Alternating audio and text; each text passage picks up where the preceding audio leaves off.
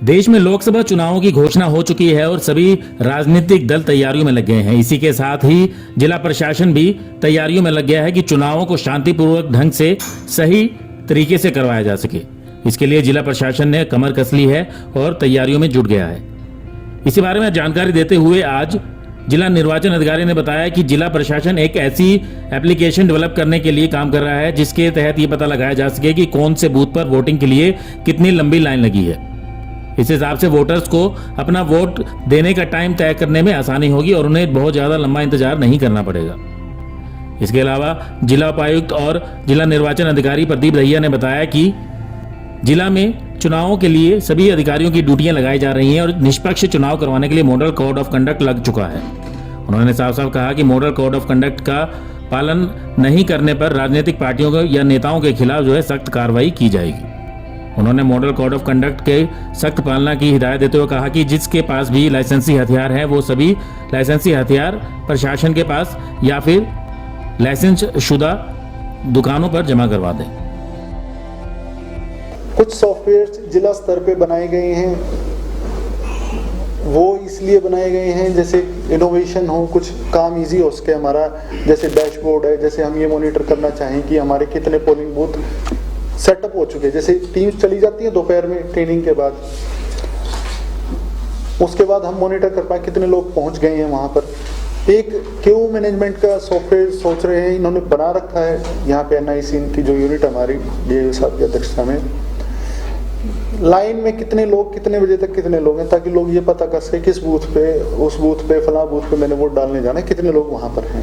Model code of conduct जो है वो डायरेक्टली ये नहीं कहता कि आपने मॉडल कोड को वायलेट किया इसलिए आपको ये प्रोसिक्यूट किया जा रहा है। जो अंडरलाइंग लॉ हैं, IPC की धाराएं हैं जिसमें कि जाति, धर्म या सामाजिक समूह के बेसिस पे कोई हेट्रेड ना फैलाए, नफरत ना फैलाए, उनके तहत प्रोसिक्यूट किया जा सकता है उनको।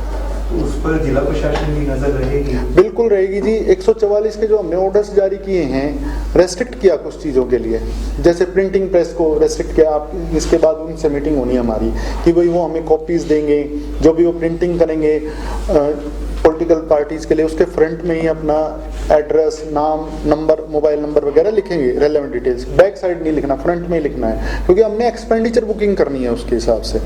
कोई ऐसी प्रिंटिंग प्रेस मिलती है जो अनऑथराइज्ड वे में प्रिंटिंग कर रही है, वो एक्सपेंडिचर बुकिंग तो होगी उनकी कैंडिडेट की जिसकी होगी, लेकिन उस पर एक्शन भी लिया जाएगा।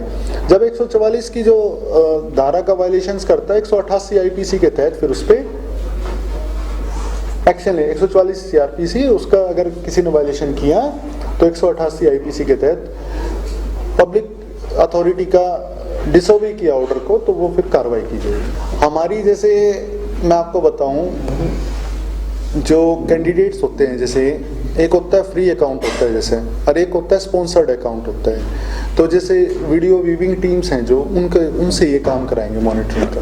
स्पेशल टीम होंगी? स्पेशल टीम्स होंगी, हाँ जी बिल्कुल।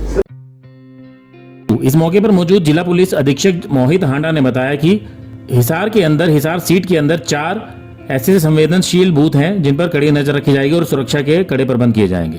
छठे चरण में हिसार में चुनाव होने हैं तो CRPF की जो भी ड्यूटी पहले के चरणों में पूरी हो जाएगी, उसके बाद हिसार में CRPF के जवानों की ड्यूटी लगाई जाएगी और नाकाबंदी की भी तैयारियां कर ली गई हैं। स्टेट बॉर्डर्स पर नाकाबंदी करके नजर रखी जाएगी, किसी भी तरीके से कोई चुनावों को प्रभावित करने का काम ना करे।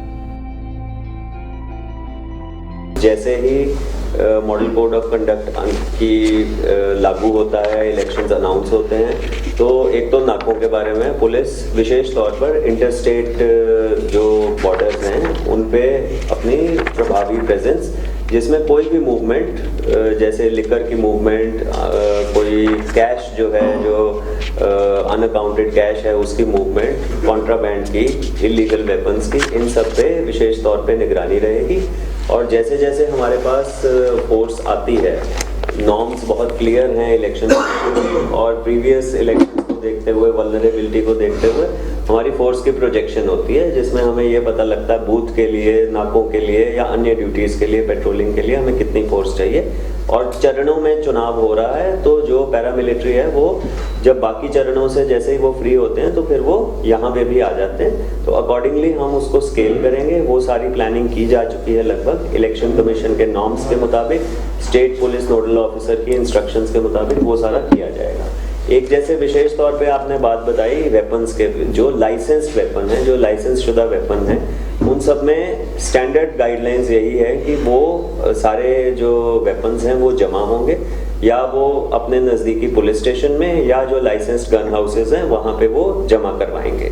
फिर भी उसके अलावा अगर कोई स्पेशल कंडीशन है, रेयरेस्ट ऑफ रेयर कंडीशन में, तो वो एक आवेदन करते हैं। जिला निर्वाचन अधिकारी जो हैं वो उसमें एक कमेटी बनाएंगे क्रिमिनल एलिमेंट्स के बारे में। तो जो क्रिमिनल एलिमेंट्स बाहर आए हुए हैं या उन पे मुकदमे चल रहे हैं या वो किसी कारण से बेल पे हैं, तो उन पे विशेष निगरानी रखी जाएगी। जो हिस्ट्री शीटर्स हैं उनकी भी लिस्ट जो है वो संबंधित SHOs को कहा गया है कि उन पे निगरानी रखी जाए, विशेष सर्वेलेंस रखी जाए। जहाँ पे भी उनके विरुद्ध कोई निवारक कार्रवाई करनी है, कोई प्रिवेंटिव एक्शन करना है, वो भी इवैल्यूएट करके, एग्जामिन करके उनके विरुद्ध एक्शन लिया जाएगा।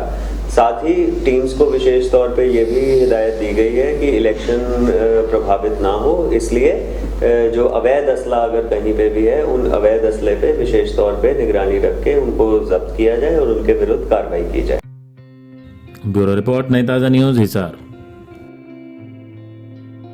लेटेस्ट वीडियोस के लिए सब्सक्राइब करें हमारा चैनल नई ताज़ा न्यूज़ और दबाएं बेल आइकॉन ताकि आप मिस ना करें कोई भी अपडेट।